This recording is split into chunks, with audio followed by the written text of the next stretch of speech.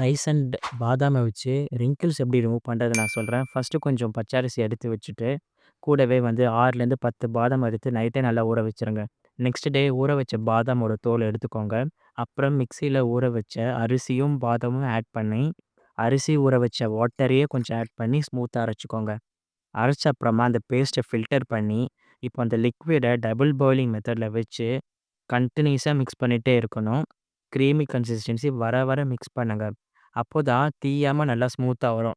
கொஞ்சம் அத அப்படியே ஆற விட்டுருங்க. ஆற விட்டதுக்கப்புறமா 2 ஸ்பூன் ஆலோவேரா ஜெல், அதுக்கப்புறமா கூடவே காய்ச்சி வச்சிருக்க பாலையும் ஆட் பண்ணி நல்லா மிக்ஸ் பண்ணிட்டே இருங்க.